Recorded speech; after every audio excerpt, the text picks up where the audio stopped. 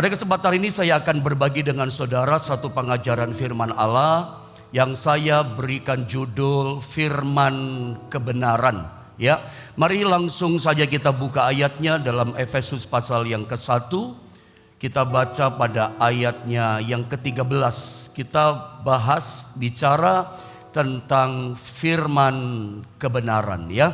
Mari Bapak Ibu Saudara sama-sama kita membacanya. Efesus pasal 1 pada ayat 13. 1, 2, dan 3. Di dalam Dia kamu juga, karena kamu telah mendengar firman kebenaran, yaitu Injil keselamatanmu. Di dalam Dia kamu juga, ketika kamu percaya, dimeteraikan dengan Roh Kudus yang dijanjikannya itu. Perhatikan kalimat ini, dikatakan di dalam Dia, dikatakan di dalam Yesus Kristus, dikatakan kamu juga karena kamu telah mendengar firman kebenaran.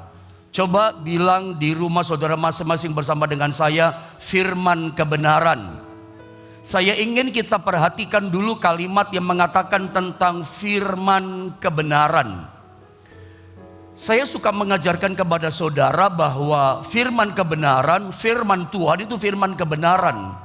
Firman ini berkuasa. Percayalah begini, perhatikan baik-baik pada bagian awal bahwa setiap kali kita membaca firman kebenaran, setiap kali kita mendengar firman kebenaran ini kita renungkan, kita dengar. Ingat baik-baik, firman kebenaran itu dia punya kuasa. Firman kebenaran yang kita baca, firman kebenaran yang kita dengar, itu punya kuasa menciptakan, punya daya cipta. Ingat, setiap kali kita baca firman, kita itu membaca sesuatu yang bisa menciptakan sesuatu.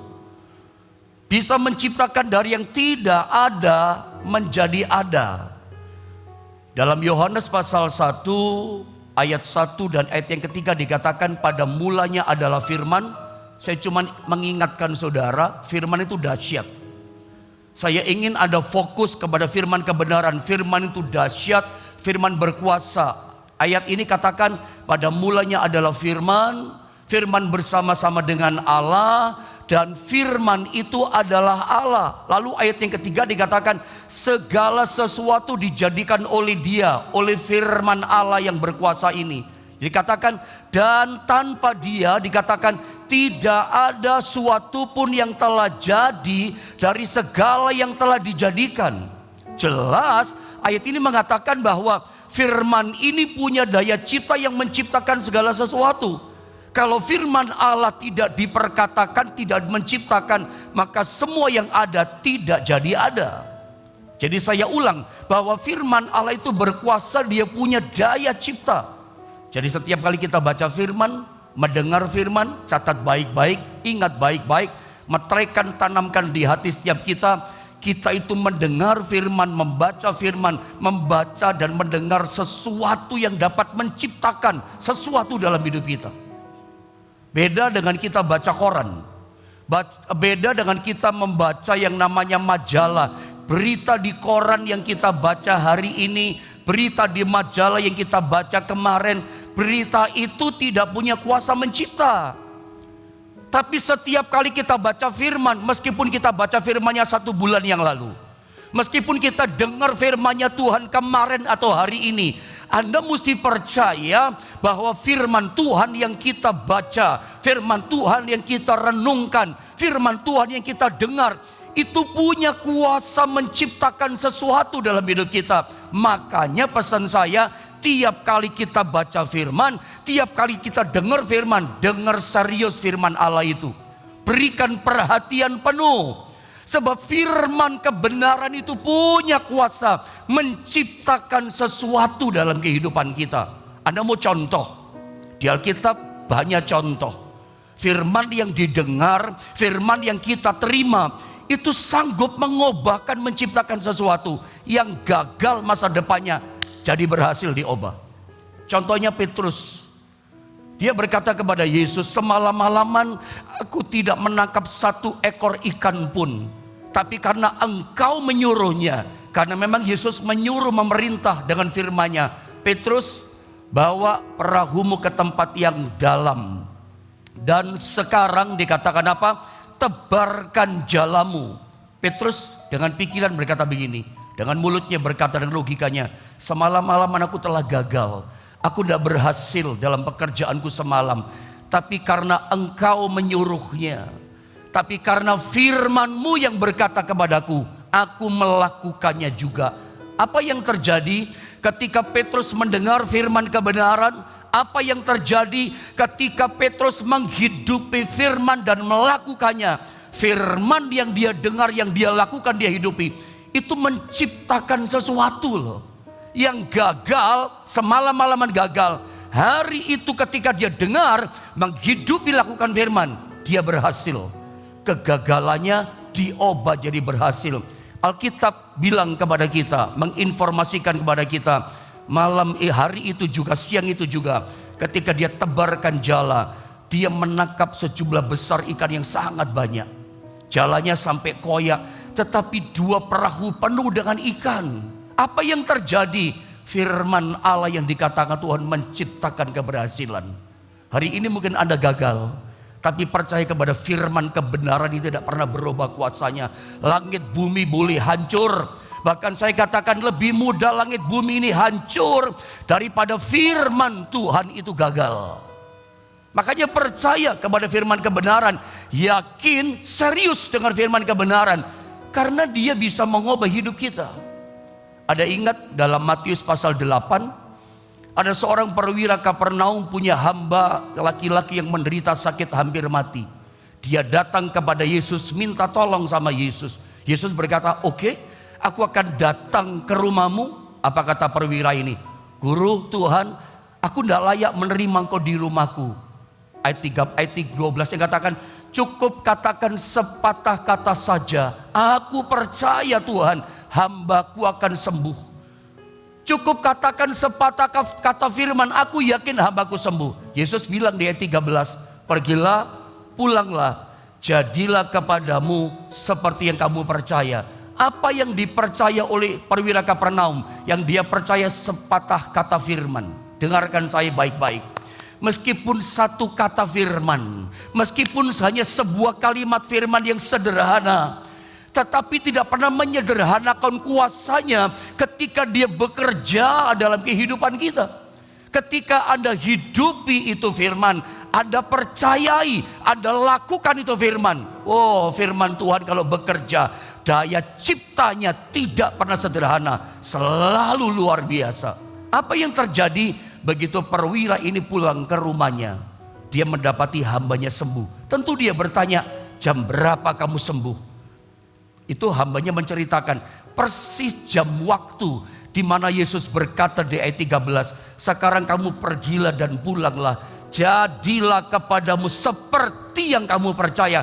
Karena dia percaya kepada perkataan firman, tercipta kesembuhan.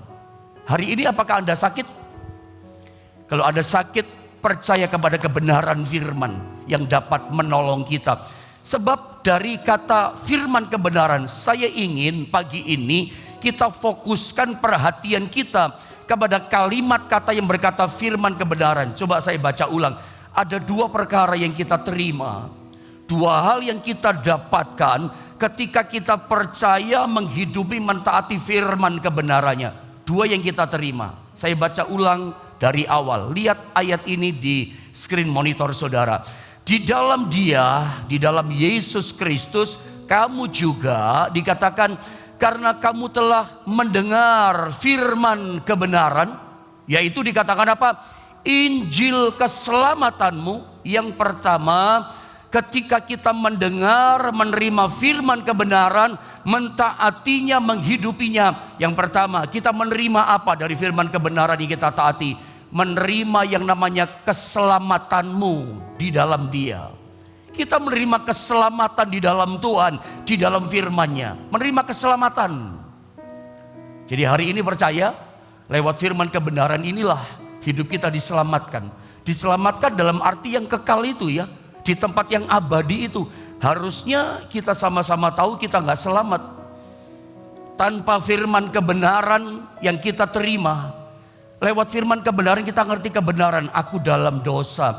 Kita itu harusnya binasa dalam neraka. Tapi karena kita menerima firman kebenaran, mempercayainya, hidup kita yang harusnya binasa di neraka, di kerajaan kegelapan, dipindahkan Tuhan dalam kerajaan terang sorga yang mulia. Yang saya mau katakan, harusnya binasa diselamatkan kita. Urusan yang kita nggak ngerti sama sekali, urusan di alam keabadian, keselamatan itu yang tidak terjangkau oleh kemampuan kita, yang di abadi jauh di sana ke depan, Tuhan saja sudah obahkan masa depan kita. Ini penting, masa depan kita di alam abadi yang jauh di sana, di depan nanti, Tuhan sudah obah. Ini kan sesuatu yang luar biasa, bahwa daya jangkaunya, daya kerjanya, firman kebenaran, daya ciptanya begitu dahsyat luar biasa. Sampai yang di alam abadi yang jauh di depan sana masa depan kita, itu Tuhan sudah obahkan. Sehingga hari ini kita percaya, kalau kita dipanggil Tuhan bukan masuk neraka, tapi masuk sorga yang mulia. Kita mesti mengerti akan firman kebenaran ini, bahwa kalau yang di abadi sana, yang di luar jangkauan kita, masa depan kita di sana sudah diubah sama Tuhan. Apalagi yang kekinian sekarang ini. Percayalah, masa depan kita yang sekarang di dunia ini, firman kebenaran pun sanggup menyelamatkan kita, mengubahkan masa depan setiap kita. Hari ini apa kesulitanmu? Dia sanggup menyelamatkan. Hari ini apa tantangan keberatan hidupmu? Masa depan kita bisa diselamatkan selama kita meyakini, berpegang percaya, menghidupi kepada firman kebenaran yang diajarkan oleh Tuhan. Itu yang pertama. Kalau urusan yang jauh di sana, masa depan kita yang kita gak bisa lihat, sudah diubah sama Tuhan. Apalagi yang sekarang, apa ada tidak percaya? Dia bisa merubah masa depan kita sekarang ini. Masa depan pekerjaan kita, ekonomi kita, keuangan kita, kesehatan kita yang terpuruk. Tuhan bisa ubah asal Anda percaya, meyakini firman kebenaran yang bisa mengubah masa depan kita. Yang kedua, kita terima apa? Saya lanjutkan. Di dalam Dia, kamu juga, ya. Ketika kamu percaya kepada firman kebenaran, kedua apa yang kita terima? Dimeteraikan dengan Roh Kudus yang dijanjikannya itu. Dimeteraikan oleh Roh Kudus. Coba bilang sama-sama saya, dimeteraikan. Saudara, dimeteraikan, meterai itu artinya adalah sebuah jaminan. Meterai arti hurufiahnya adalah sebuah covering, perlindungan, jaminan dan perlindungan, itu meterai.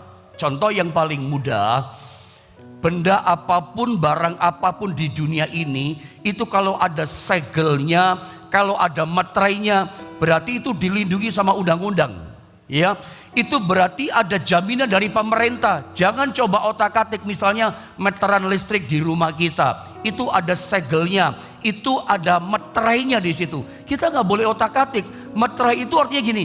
Kita nggak boleh ganggu gugat, kita nggak boleh copot meterai sesuka kita, merubah meteran listrik di rumah kita sambil nyopot segel meterai. Kenapa?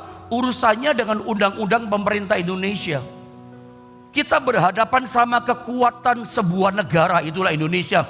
Bahkan saya berani katakan, kalau kita berani otak-atik itu dan kita berani berontak dengan itu, kita berhadapan dengan angkatan bersenjata Republik Indonesia. Ada hukuman di situ loh.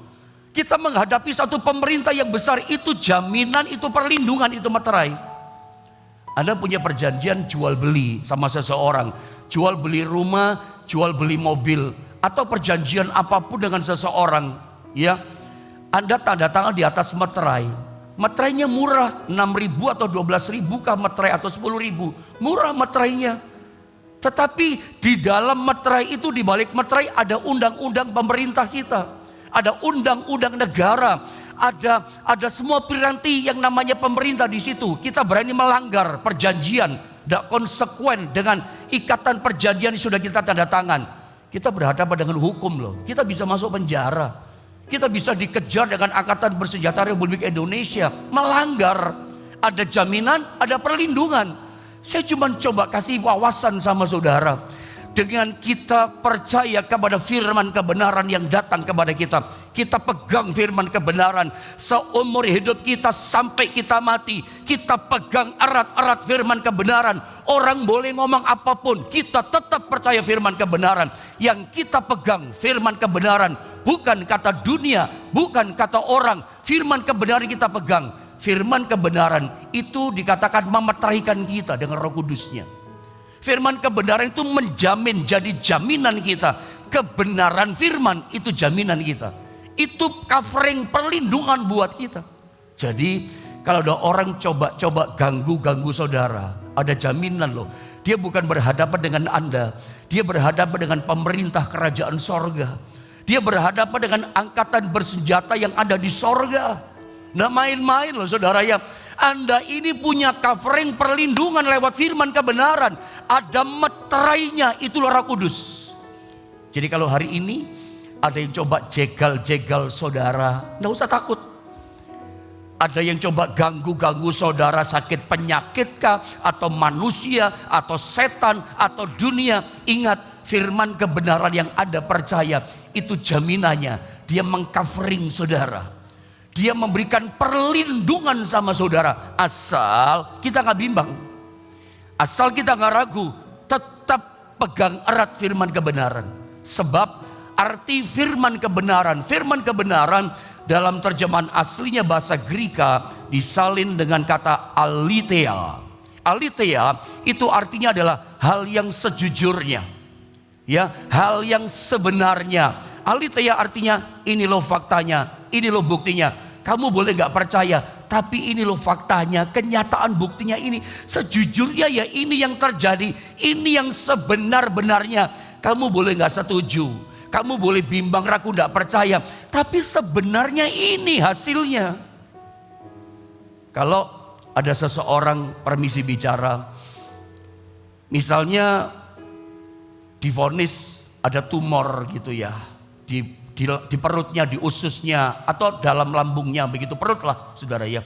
Lalu dokter berkata, ibu atau bapak, tumor ini harus cepat diambil. Secepatnya diambil, kalau nggak diambil nanti lama-lama berubah bahaya jadi kanker ganas. Tapi Anda percaya pada firman kebenaran. Mungkin Anda sambil berobat, tapi Anda percaya dengan mujizat berpegang pada firman kebenaran. Ketika Anda sudah ambil keputusan, kau mengimani, ya sudah mau diambil saja lewat operasi, ya. Tetapi ketika mau diperiksa lagi gitu ya, mau diperiksa lagi hasil USG atau CT scan atau apalah namanya, begitu mau dilihat lagi, mau dioperasi, ternyata tumornya hilang. Ya, belum jadi kanker, tapi tumornya ketika mau diambil sama tim medis dokter, ternyata nggak ada lagi. Dokter berkata, kok bisa hilang ya? Bahkan tetangga, kenalan, kanan kiri sudah berkata, kok bisa sih? Mana mungkin, jangan-jangan ini, jangan-jangan ini. Ya tapi faktanya begini, hasilnya, kenyataannya begini, sebenarnya buktinya begini, gak ada kata dokter. Orang boleh gak percaya. Sama dengan hari ini, orang boleh gak percaya Yesus adalah Tuhan. Orang boleh gak setuju macam-macam ngomongnya, sambil ngomong yang fitnah, menyakitkan, gak percaya Yesus adalah Tuhan. Terserah mereka. Urusannya mulut mereka, pikiran mereka. Tetapi sekalipun dunia gak setuju, sekalipun orang gak percaya Yesus adalah Tuhan, tidak pernah berubah dan tidak merubah apapun, sampai selama-lamanya Yesus adalah Tuhan di atas segala Tuhan. Sampai nanti akan terbukti. Firman Allah katakan, setiap lutut akan bertelut, lidah akan mengaku bahwa Yesus Kristus itu adalah Tuhan. Nanti faktanya akan terbukti.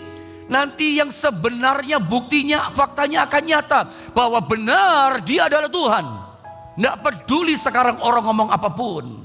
Yang namanya aletheia itu adalah kebenaran, kebenaran. Maksud saya suka bilang begini, kebenaran gak bisa dicampur dengan apapun. Ya, orang gak percaya silakan, orang gak setuju silakan, tapi kebenaran tetap jadi kebenaran. Ini kok buktinya. Nah, saya mau terangkan sama saudara, berpeganglah pada firman kebenaran, bukan kepada kebenaran dunia. Ada satu ayat yang sering kita baca, tapi tidak ada salahnya saya tunjukkan kembali. Amsal 14, coba kita baca saja ya, di ayatnya yang ke-12. Ayo sama-sama kita baca Amsal 14 ayat yang ke-12. Sama-sama 2 dan 3. Ada jalan yang disangka orang lurus, tetapi ujungnya menuju maut. Beda dengan kebenaran dunia ini.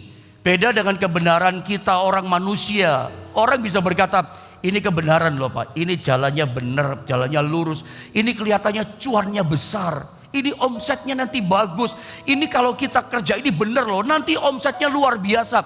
Untung besar kita tahun ini. Itu kebenaran manusia. Tapi ternyata ujungnya hancur, ujungnya binasa. Orang bisa salah gitu ya. Kebenaran manusia itu ternyata ujungnya bisa maut, ujungnya bisa menghancurkan, membinasakan. Yang kita pegang bukan kebenaran dunia ini. Bukan kebenaran kata orang ini benar loh Pak. Ya bukan berarti kita gak mau dengar nasihat orang. Tapi lebih baik kita berpegang pada apa kata firman. Seringkali kata dunia itu membuat kita takut. Walaupun itu kebenarannya terjadi seperti itu. Tapi kalau kita pegang kebenaran kata dunia, bikin kita risau, bikin kita gelisah. Dengan omongan-omongan yang macam-macam bikin kita lemah iman. Sebab itu marilah saya dorong saudara berpegang kepada firman kebenaran. Karena memang Yesus di Yohanes 14 ayat 6, dia itu memang adalah firman kebenaran. Saya baca ayat ini ya.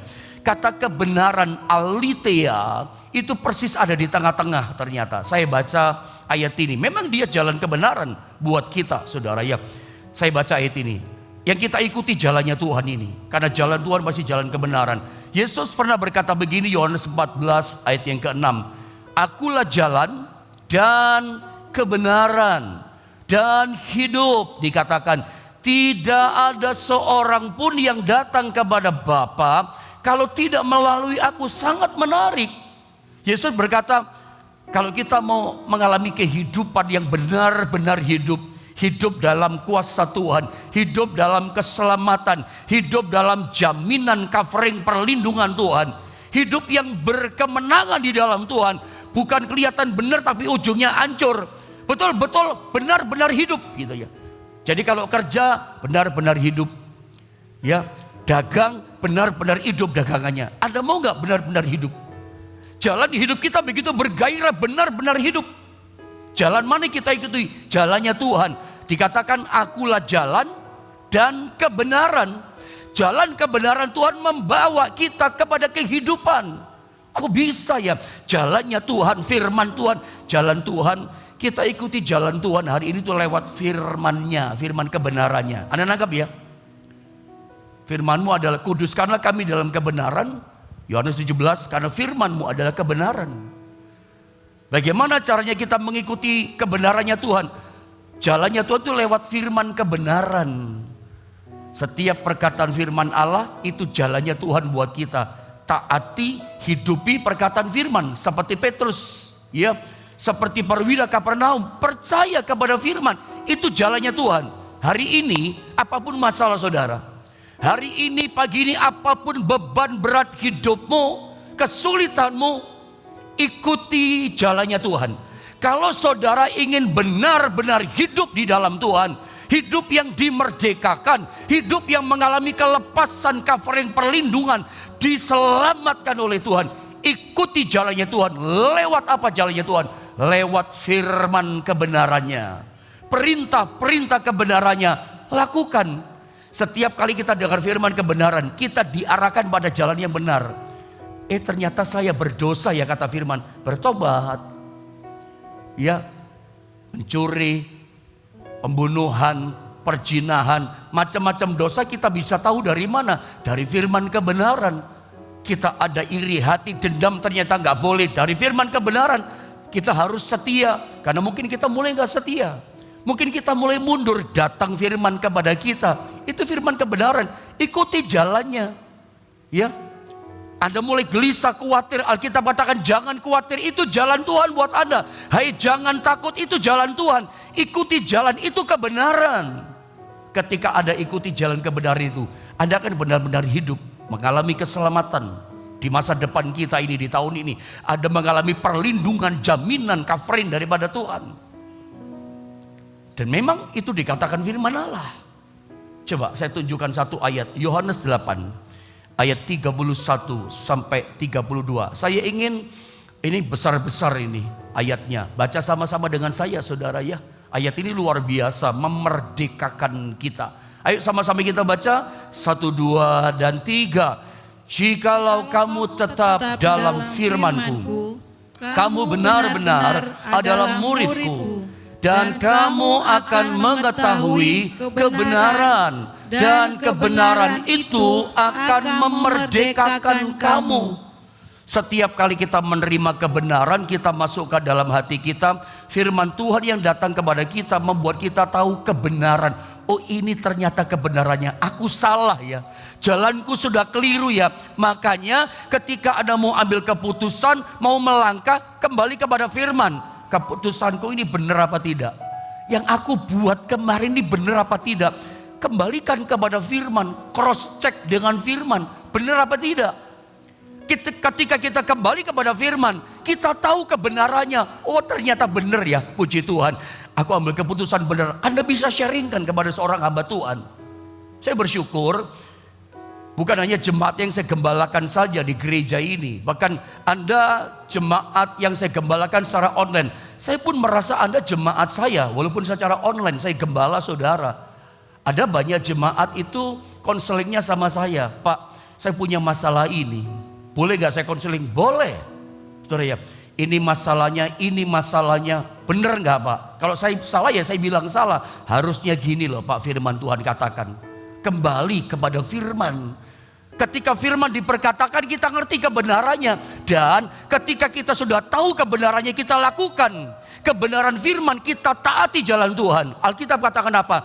Kebenaran itu akan memerdekakan kamu. Ini yang dahsyat. Ini yang luar biasa saya katakan. Ketika datang firman kebenaran ini kita lakukan. Kebenaran kita imani. Nah, kebenaran firman yang kita jalani, kita hidupi ini. Firman kebenaran itu memerdekakan setiap kita. Kata memerdekakan kamu, terjemahan yang lain berkata soul make you free. Kebenaran firman akan membebaskan kamu. Membebaskan dari apa? Membebaskan kita dari rasa takut. Membebaskan kita dari rasa cemas.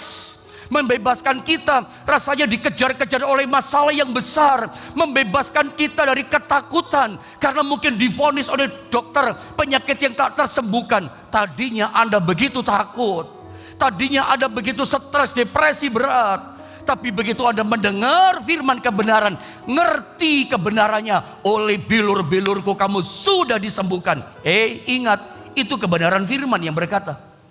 Begitu kebenaran tersingkapkan dalam hidupmu, ada imani, ada hidupi. Saya percaya firman kebenaran yang Anda taati itu memerdekakan kamu dari segala ketakutanmu. Ini dahsyatnya firman, memerdekakan kita dari dikejar-kejar rasa takut dan cemas dan depresi. Hari ini apa yang Anda takutkan? Sakit penyakitkah?